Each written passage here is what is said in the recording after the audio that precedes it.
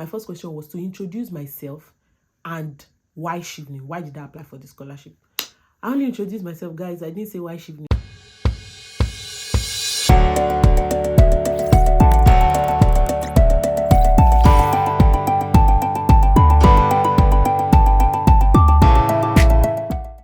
Hi guys, how are you doing? This is like my 50th take today. Like, I haven't been in front of a camera in like 6 months, and I apparently do not know how to behave in front of a camera anymore. So I have been trying. Hi guys, hi guys. I've said hi guys like 100 times a day. But yeah, I'm just going to do it anyway. I hope you guys are doing good. It's been ages, I know. So many things have happened since the last time I was here. I started my program at Oxford. I got married. It's been like, I feel like a whole new person coming here to speak to you guys. But yeah, I hope you guys are doing good. Happy New Year. Yes, I know it's February, but I haven't been here this year, so Happy New Year. I hope your year is taking a good shape, and I pray that the Lord's blessings will be yours this year. As much as you're written to achieve, God will cause you to accomplish in the new year. Yes, so I don't even know where to start, right? So many things have happened. Like I said, I am currently in my second term at Oxford, and I have so much gist to give you guys. Like, I know that there's a lot of jackpot content. I'm not even giving you jackpot content, but there's so much gist about the UK. There's so much gist about schooling in the UK as a Nigerian or as an international student. There's so many things to talk about. It's just that my program is extremely intense, and I don't have the time. I'm going to write my exams in about 3 weeks. My second term exam. Here we call it the Hillary term. And after my exams, I hope to get a little bit of time to come on here to share with you guys what it's been like for me. It's been an entire experience. Like, I cannot even say it enough. But let me not even spend too much time. The people that brought me here are my Chevening people. Of course, if you are here for Chevening, you know that Chevening is not the only thing I do on this channel, even though that's been like the only thing I've done in like 6 months. But yeah, there are other people that have been here before I even got Chevening, and I have to serve my people as well. So yeah, so many people have reached, okay, not like many people, like a couple of people have reached out to me since Chevening sent out emails. Sadly, some of my people got rejections, and it's quite sad. But I mean, I was once there as well. I got a rejection on my first application, and maybe it wasn't as devastating because I also knew that I didn't put in my best. But at the same time, I know that there were people that put in their best. I reviewed a couple of essays that I'm like, no, this is like extremely good, and you're going to get in. But it came back with a rejection. That's Chevening, unpredictable. I mean, you could do your best and it could just not be, and then the next time you could try and it could be. So if you're watching this video and you didn't exactly get an invite, I want to encourage you. I don't want it to sound like cliche, like, oh, there's better and all that stuff, but I just want to tell you that Chevening doesn't define you. I mean, it can be a stamp on the good things that you have done, and it could be like a reassurance that you're on the right path, but at the same time, it doesn't define you. I have friends that got Chevening. The last video on this channel that was done by Dupe Ojo, she did not get Chevening, she got Commonwealth. So there are people like that. I've met people since I got to Oxford that when I tell them, oh, I'm here on a Chevening scholarship, they're like, oh my God, I didn't get it. And they're here anyway, whether they are funding themselves or they are being funded by another scholarship. So I just want to encourage you that Chevening doesn't define you. And if you don't get Chevening, and you know that you really want to do your master's this year, pray, push for it. Speak to people that you know that have the ability to fund you.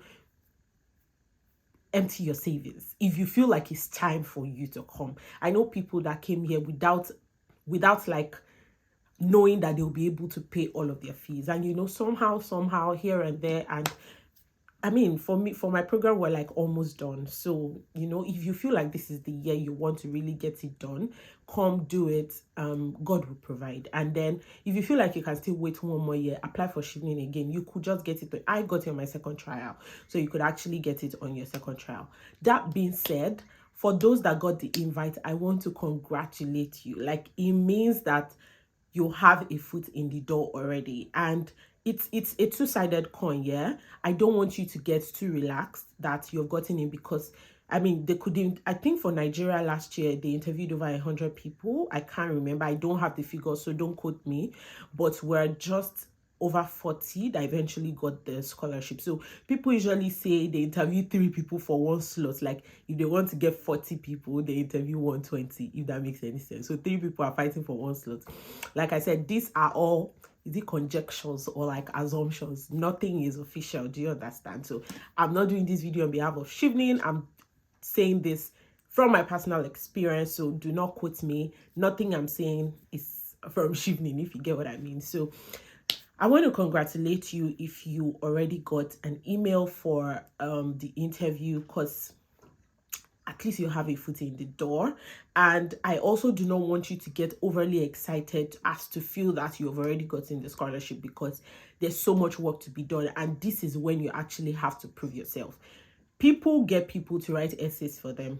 People get people to review their essays. I reviewed quite a number of essays myself, but they know that the best you can do for an interview is to prepare for the interview. You can't come with, I can't follow you for your interview, if that makes any sense. So this is when you get the opportunity to actually prove yourself to the committee that I wrote my essays, or I had somebody review my essays for me, but I've got the content, if that makes any sense. So I'm going to get right into it just to share with you a few tips. Nothing extremely structured, because I want it to be like a lighthearted conversation as possible. So the first thing I'm going to talk about is your committee, the interview panel, the people that will be speaking to you. Usually when I was preparing for my interview, they told me that I could have as much as 5 people on my panel, usually someone from the British High Commission, maybe somebody from FCDO, that's the government body in the UK that is partnering with other universities and other funders to like fund the scholarship, and then maybe somebody from the alumni body as well, and then somebody from your profession. Like for me, I'm a lawyer, so maybe a senior lawyer or something like that. Usually, like I said, these things are not cast in stone, so I don't want you to fix your head or your mind on it, if that makes any sense. But I'm just giving you a feel of what your panel was like. For me, I didn't have a lawyer on my panel, which was extremely exciting for me. I'm going to tell you why. Because before my interview, some people had done their interviews before me, and I heard gist about how if you have somebody on your profession, like if you're a lawyer and you have a lawyer on your panel, they're a lot more critical of your plans and your course of study. And that makes all the sense, because they're in your field. So they can like ask you, oh, this that you say you want to do, is this how it really applies in practice? But for me, I guess, I mean, my plans were solid. My reason for choosing the Masters in Law and Finance in Oxford was like solid. But at the same time, I escaped that critic, whatever, if you get what I mean, because I didn't have a lawyer on my panel. So I guess that was a plus for me, I think. So I want you to get your mind prepared. Don't, like I was saying when I was talking about the writing of the essays, don't say things that are not feasible. You can't say that you're going for a public health position and you're quoting figures that are not it. Don't quote figures if they're not correct, because you could have someone that is like a public health expert on your panel and you do not want to goof. So don't say things that you're not sure of. So I'm just giving you an idea of what your panel will be like. For me, I had somebody from FCDO. I had one of the Chevening officers in Nigeria. I had like one other person. I think there were just 3 on my panel. For some people, they usually have 4 or 5. So that's what you should expect from the committee. So you need to prepare for all of them. So you prepare as if you're going to have somebody from your field on your panel. You prepare to say things that are related to the Chevening alumni body. So for me, I will tell you what I said later in this video, so don't skip any part so that you don't miss it. You would want to say things that are related to the alumni body. You want to say things that are related to the British government. Yeah, so just like you need to say something that appeals to everybody on your panel, if that makes any sense. So I've given you a feel of the kind of people that will be on your panel. So think about it in that context. What can I do to help the alumni body if I get the scholarship? What can I do to help the British government if I get the scholarship? What can I do to help my profession if I get the scholarship? Those were the 3 things that I said in relation to my own story about the interview. It's like you are serving everybody on the panel what they like to eat, if that makes any sense. So you want to ensure once you get there, they will introduce themselves. So start cooking up in your mind the kind of things that you want to say. And that's why you have to be as prepared as possible, because unlike essays where you can read and prepare for them and check figures, for the interview is on the spot, if that makes any sense. So you really need to ensure that you're able to think on the spot. That's it about the panel. The second thing is about getting comfortable. You're going to be very nervous. Guys, I was extremely nervous, despite the fact that I'd written Chevening essays before. I'd attended numerous interviews in my life. I mean, I was working a job which I got interviewed for. So, but at the same time, no two interviews are the same. So expect, I'm using natural light. So I hope that the fluctuation, today we have sun in the UK and the sun is sunning. So I know that there are fluctuations in the light, but I'm sorry guys, I'm absolutely sorry. So as I was saying, I lost my train of thoughts because I was commenting about the sun. But as I was saying, you want to ensure that while the nerves are there, you cannot get rid of being nervous. You can't. But at the same time, you want to ensure that you mask it as much as possible. So when you enter, there's going to be water. If you want to take water immediately you enter, please do. I did. Immediately I sat down, I took water. Because number one, I had waited outside for a while. I used to live on the island when I was in Lagos, so my house was not far from the venue. So that means that I went early and I had to, you can't get in before your time. So I had to wait outside for a bit and then it started raining. So I was a little bit disorganized, even though they were very caring. They came to pick me with an umbrella outside, you know, all of that. But at the same time, I was already a little bit jittery and all over the place. So when I entered, immediately I sat down, I took water. It's not going to count against you. The water is there so you can drink. So like I was saying, my second point is to get comfortable. I already planned that when I entered, my first goal is to get comfortable with these people. And that should be your goal as well. So don't forget, my first point was on understanding your panel. The second point is on getting comfortable. How did I get comfortable? When I entered and they asked me to introduce myself, I said my name. I did my interview on the 12th of April, which was a day before my birthday. So the next day was my birthday. So I then said, oh, my name is Inyolu Ajayi. I am this. I am a lawyer. I work at JLS & Co., a corporate commercial law firm in Nigeria. I just said a bit about myself. And then I said that when I'm not doing lawyering work or when I'm not being a lawyer, I love dogs a lot. People that know me know that I love dogs a lot. I watch a lot of dog videos on YouTube. I like follow dog channels. I follow dog handles on social media and all of that. So I said when I'm not working as a lawyer, I spend my time watching videos about dogs because I really love dogs. The white person on my panel smiled. God knows whether she also liked dogs, but she smiled. And that calmed my nerves instantly. I didn't stop after that. I then said, I enjoy watching dog videos and coincidentally, tomorrow is my birthday. Everybody on the panel said, oh, happy birthday in advance. And that was it. Guys, that was all I needed to calm down. Like, immediately they said happy birthday in advance and they said, no, I'm just like, awesome. Now we can talk as friends. So I want you to ensure that within the first five minutes of your interview, you have gotten comfortable. It's very important.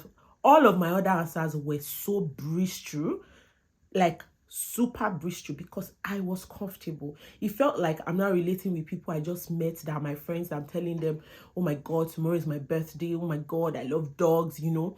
So you really want to ensure that you get comfortable. Don't let it pass the first 5 minutes. Else, your answers are going to be jittery because you are nervous. This is literally an opportunity of a lifetime. Like, you are getting to come to study in the UK without paying a dime. It's like an opportunity of a lifetime. So it's expected that you're nervous. But I want you to try. Say something that makes... Don't go there to crack dry jokes. Please, I beg of you. Do not go there to crack dry jokes because you want to get comfortable. But look for some... It was seamless. I didn't even plan it. But I knew that I wanted to get comfortable within the first few minutes. So it wasn't like I'd already rehearsed that I was going to talk about dogs or I was going to say tomorrow is my birthday. I just needed... And this is spontaneity. I don't know if that's the pronunciation. I'm in Oxford and I don't know English. God, I beg. I don't know if it's spontaneity or spontaneity or whatever. You people know what I mean. Like, you need to be spontaneous about it. Say something that makes you get comfortable. Don't go and say you like their hair. Don't go and say you like their skin color. Don't go and say, like, if you get what I mean, you don't necessarily have to think about it before going. You don't need to have the lines before going, but just know that when you get there, your plan is to get comfortable within the first few minutes. So that is it about getting comfortable. The third point I'm going to mention is to know your essays. Guys, if I don't want to believe that there's anybody that's gotten a call for the interview that had their essays written for them by somebody else, perhaps, just perhaps, that is the case with you and they didn't find out that you didn't write it yourself. You need to go and know your essays like the back of your hand, because you don't want to go and say something in your essay and you're saying the opposite in your interview. You don't want to say that this is what you're going to do when you get back from the UK, and you did not now say anything like that in your interview. When they asked you, you didn't talk about it. Like, it's going to feel like they will have to go and check the name again. Did we just interview the person that wrote this essay? If that makes any sense. So you need to know your essays like the back of your hand, and don't see it as an opportunity to say new things. See it as an opportunity to buttress your point that the word count did not allow you to write. For me, in my essays, I wanted to quote some figures. So I was going to talk about what the UK was doing with small businesses in Nigeria. And shortly before, in fact, I was so fortunate, I was blessed actually, because before my interview, I think after I submitted my essays, but before my interview, the UK did something in my field in Nigeria. Like, I think they established a fund for small businesses that are led by women. And doing my research, I just saw it. I'm like, bam, this is good. I'm going to say this thing in my interview. I'm going to look for a way to shoot it, because it's very important. It buttresses what I'm saying, that the UK is interested, so we need to make small businesses more profitable by giving them the right legal advice. So excuse me. So that is one thing that you need to do. So because you're reading, don't think that your research has stopped because you're reading your essays. That's a lie from the pit of hell. So don't think that your research has stopped because you have written your essays. You're going to have to go back again, do a research again, as if you want to write a new essay. Find out if between November that you submitted your essay and April that you're doing your interview, is there anything that's changed? Is there anything that's buttressed your point? Is there anything that you have mentioned that needs revision? That shows that you are conversant with what is going on. For instance, if you're applying for something relating to medicine, you really want to look at it. Has there been any improvements? Maybe you want to do something related to vaccines or related to genetics. You want to check, has there been any improvement? Has there been any new, that's how they know that you're not just writing this essay to come and spend money, but you are interested in the field. If you are, I don't want to say unfortunate, but if you are, if you are not that fortunate and you have somebody that is very vast in your field on your panel, you would need to do a lot more work. And because you don't know what you're going to have on your panel, you might as well just do the work as if you're going to have that person on your panel. So what are the improvements in my field? What is happening in the UK in my field? What is the UK doing concerning public health? What is the UK doing concerning NHS? How does it impact the health, whatever, in Nigeria? Is Nigeria doing anything concerning vaccines? I'm specifically talking to those in the medical field now. If your field is something else, just ensure that you are seeing something that is recent. There may not be recent developments, but you need to check to know. You don't want to then find out, or did somebody on your panel then ask you and you are staring because you don't know.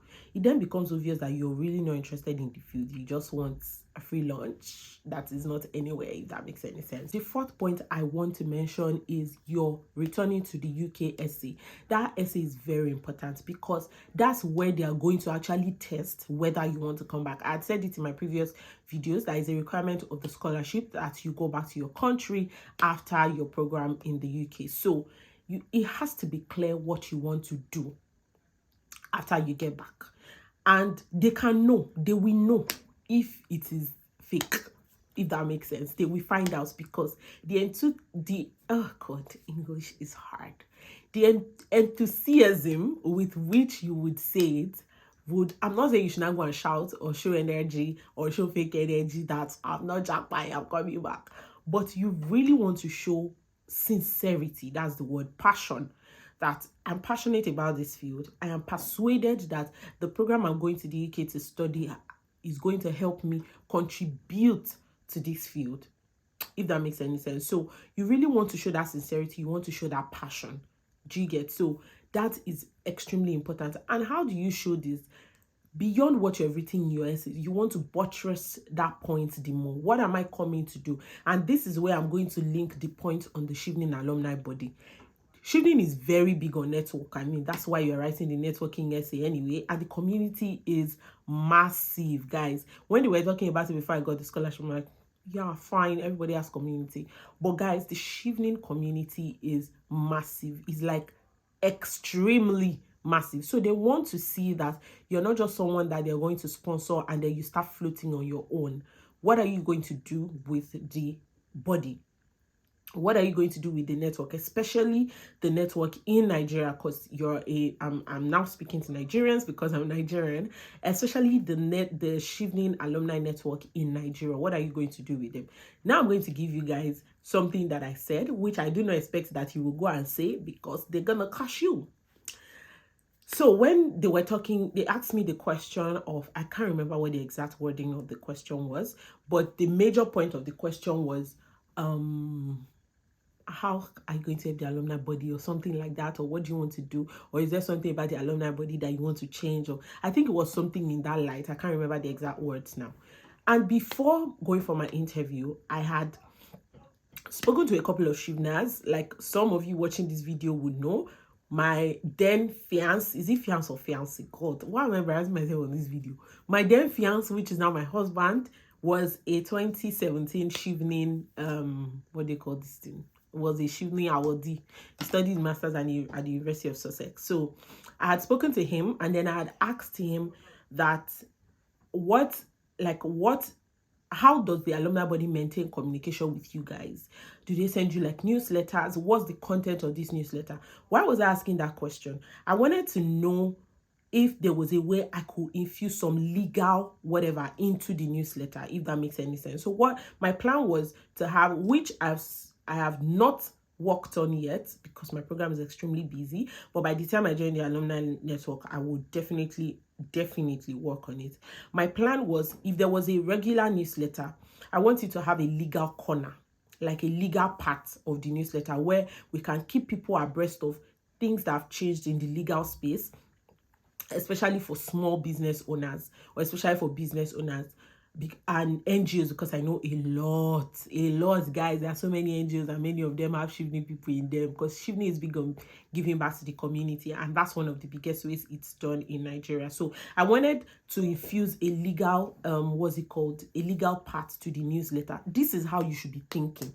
Think, guys, the time between choosing your interview date and the actual interview is long so that you can think. I picked my interview. I think I got the email on February 15th or so, and I picked my interview for April 12th. So I had about 2 months before my interview, and this time is not just for you to faff around. You need to think, what can you do to help the alumni community, alumni community? Because when I said that point, I saw the way the face of the Chevening Nigerian representative or something, her face just lit up. Like, her face lit up, literally. So you need to have something. Think about it after watching this video. What can I do that is related to my field to help the alumni body?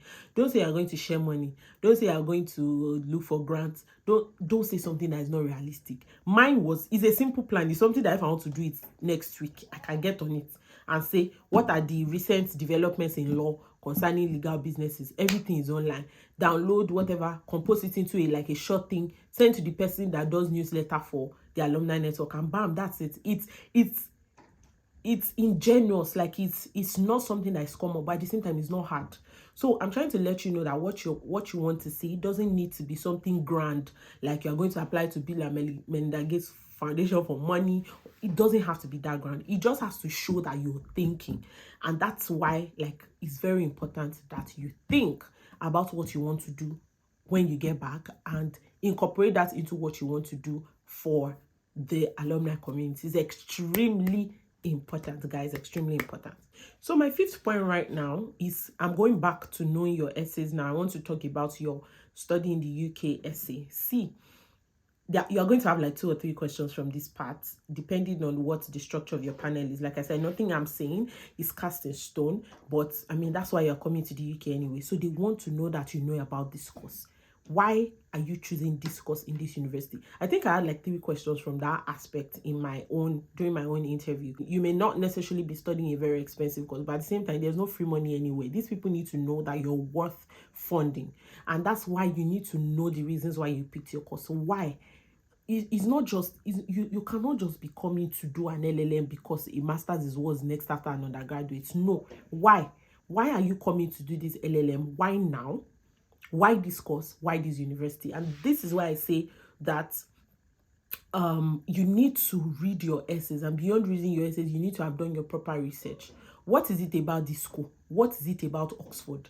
Why? I mean, when I was asked that question, I was able to explain why the MLF is like a specialized course that suits me. Why I'm not just doing a random LLM in one of the other schools. Do you understand? So you need to be able to show that this thing is, I can only get it done in this place. This is where I have researched and I have seen that the course combination here is this, the course is this, the course is this. If you can see, name calling, that's my next point. So let me not jump into it. So you really need to show that this course is important to you and to your degree, to your career, sorry. So how important is this course? What are the things that they are teaching in this course that makes you feel like this is where you can do it?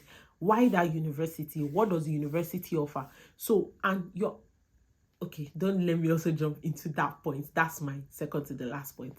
So you need to ensure that you have learned, but you have incorporated your studying the UK test into yourself. You have eaten it, you have digested it, it has set into your stomach.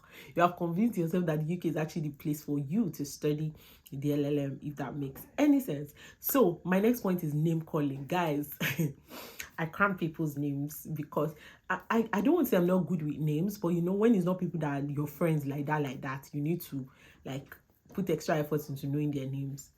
I cram names. And you need to cram names. You actually need to cram names because they like name calling. You need to show that you know people. And I'm not saying you can't call Buhari's name or call Shibajo's name or something, but people in your field. So for instance, for me, this is why research is important. I did my research up to the point that I knew somebody that studied my course as a Chevening scholar about 7 years ago or so.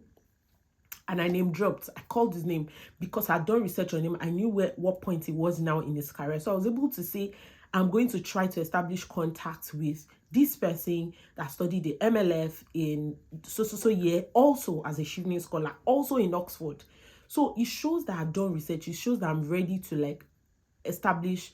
I think my lighting is fluctuating again, but like I'm so extra conscious about it. I'm so sorry, guys. So you need to be able to name drop. When they asked me my networking question, I have networked in the past. I called names. They may not know these people, but if they research, it will be there. If they take notes and they go and check later, they will find the name. You cannot forge names. I called the name of somebody that I met during one of my yearly events in Ghana. I'm a yearly alumnus as well. So I went to Ghana for like a 3 months funded training, and then I met somebody, and then you know, eventually I kept contact with that person. I established contact at the conference. I kept contact with him. And then this person was now coming into Nigeria to start a business. I helped him register the business. I am currently the legal counsel for like their portfolio. Basically everything legal. I'm handling it for the business. And the business has grown so much. I influenced the employment. I ensured that I employed Nigerians. You know, these were things that I said when they were talking about how I've used my network in the past to help the growth of the community, to help the growth of others and all of that. I called names, even though they were names that they didn't know. I called the name of this person. I called the name of his company. If they go and check, like Peter Obi will say, go and verify, they will find it. Do you understand? So you need to name drop, like name drop. If you have worked in a place and you know that you made so much impact and that person maybe recommended you or gave you like good commendation, name drop. Guys, say it after me, name drop. Extremely, extremely, extremely important. I feel that my last point, or maybe my second to the last point, will be to listen. I know that all the things I've said now, you feel excited that you have been called for this what's it called, for this interview. You feel excited that you're a potential Chevening, but at the same time, listen. See, like I said, I keep telling you guys that God was in on it for me to get this scholarship this year, because I missed one of my questions. Not that I said the wrong answer, I didn't even answer it.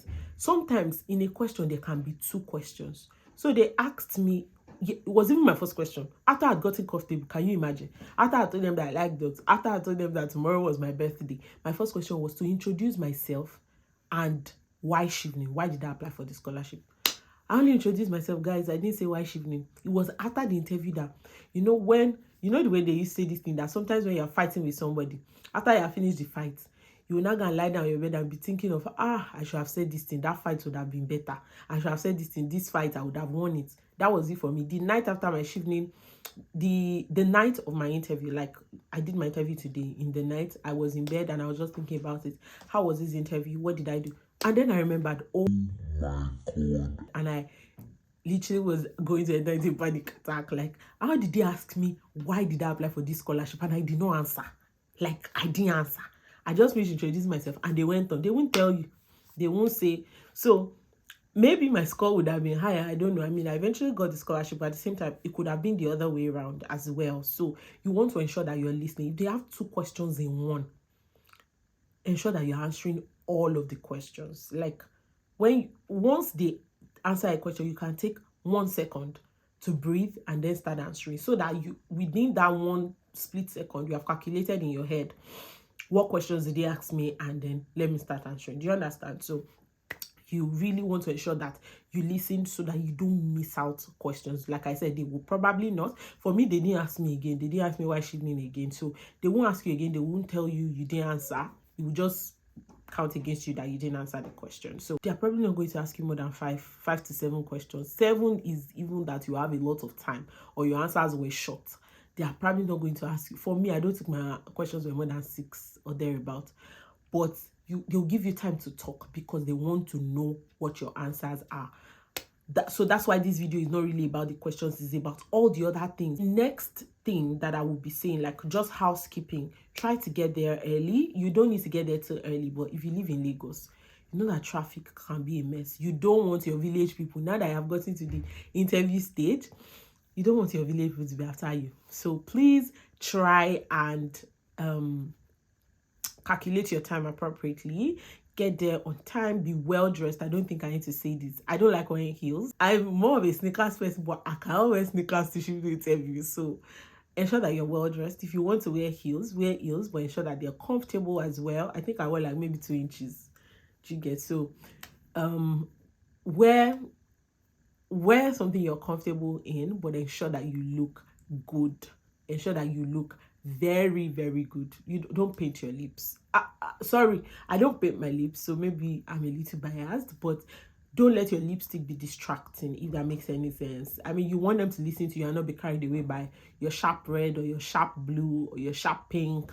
Look good, but don't wear something that is distracting. The last thing I'm going to mention, because this video is now very long, is that pray. Guys, I said this during the essay writing video.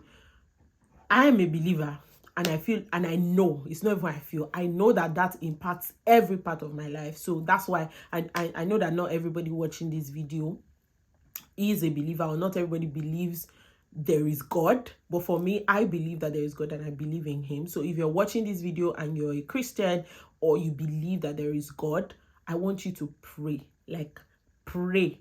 Guys, I mean, it's not as if that something is going to come to you solely because you prayed for it, but you also show that you're relying on God, not on the strength of your essays, not on the strength of how well you can speak, not on anything but on God. You need to pray. I prayed.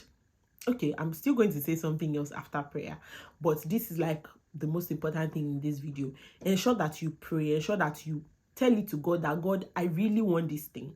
And you have not brought me here to then drop me and say, oh, bye, So you really want to pray and also get, and you get confidence in the place of prayer as well. It's not just, you don't just get confident by submitting strong essays. When you pray, God gives you feedback. God listens and he gives us feedback. So you really want to also pray and get confidence in the place of prayer that, you know what, it's sorted. You can go ahead. So that is very important. The very last thing I'm going to mention is practice.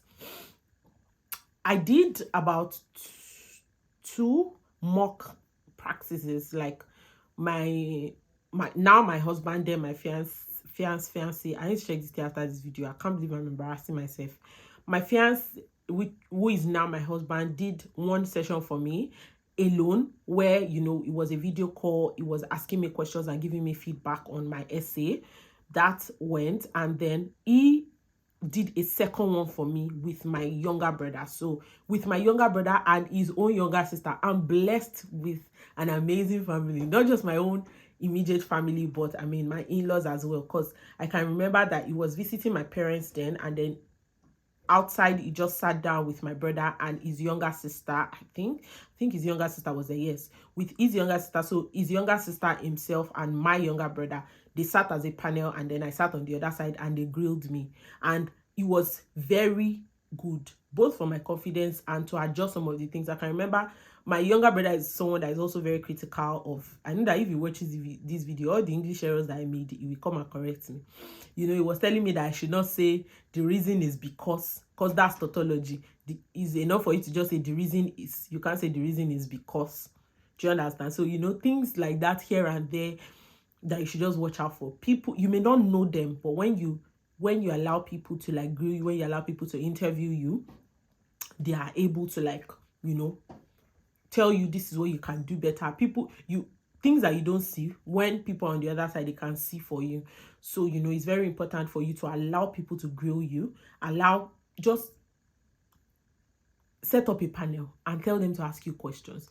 Preferably if it's somebody that has won the scholarship before. Do you understand? So if you're here, if you're watching this video and you want me to help you, or you want to have like a mock interview with me, please I'm going to put an email address in the description box. Please send an email to that email address, so that, like, your interview has to be after March 14, because I have an exam on March 14 and I won't be able to like help anybody before then. So if your interview is after March 14 and you want me to like have, it won't be more than a 15 to 20 minute session, just to like gauge your preparedness. So I'm going to leave an email in the description box. Please drop me an email and we'll take it up from there. I will ask you to send your essays. If I select you, I will ask you to send your essays so that I can read and prepare my questions for you as well. So if your interview is after March 14th and you want me to help you, please send me an email to that address. I wish you all the best. I pray that the Lord goes with you. Like I say, I'm a Christian, so I will pray for you guys if you're watching this video. And I pray that God goes with you. I know that not everybody is going to, I mean, it's just, excuse me, you're just being realistic when you say not everybody is going to eventually get the scholarship. But I'm praying for you. I'm trusting God for you that nothing goes wrong. Your nerves will not get the better part of you. You're going to do well. And I can't wait to actually read testimonies of, I mean, at some point, maybe there'll be a community of people that watch my videos and it really helps them. I got so many feedback from the preparation of essays video. Like, the views were amazing. People watched, people dropped feedbacks, people reached out. So I'm very grateful that in my own little way I was able to help you somewhat. And I'm glad that also some people that watched the videos got invited for the interviews. So thank you so much for watching this video. You have not done well enough if you don't share with someone that you know is also preparing for the interview. Do well to share. If you have any questions, drop them in the comment section. I will definitely respond. I wish you guys all the very best. I'll be praying for you. I'll be rooting for you. And when you get that email, I got my email in, I can't even remember the month now. I think it was in June. I got my email in June. Exactly 3 p.m. on one of those days. I was sleeping and I just heard I just carried my phone and that was it. We are delighted to inform you. I pray that email is going to be yours, because from that moment my life changed. Like, I know that that's been too dramatic, but literally everything changed. Everything. It felt like a huge burden was lifted off my shoulders, because I I just needed to pack my bags and start going to the UK. That was it, because no other financial whatever was expected of me. So I pray that you get that life-changing email, and I wish you guys all the best. Don't forget to like. It's very important that you like. It was because you people liked all those previous videos that it went viral, so to say. So please like, drop a comment, and if you're not subscribed, what are you waiting for? What are you even waiting for? Please subscribe. Like I said, after this video, hopefully I will then get the strength to shoot content about life in the UK, what it has been studying here. It's been an entire experience, guys. So I will shoot videos about what it's been like here for me. I'll shoot some lifestyle content as well, married life, proposal, wedding planning, married life, literally so many things to say. So I hope that I get the time to actually do all of those stuff. So please subscribe. Thank you for 1,000 subscribers. Thank you, guys. So please subscribe if you haven't, and I will see you on my next video, which will definitely not be about Chevening anymore. I'm done for now. See you guys on the next one. Bye.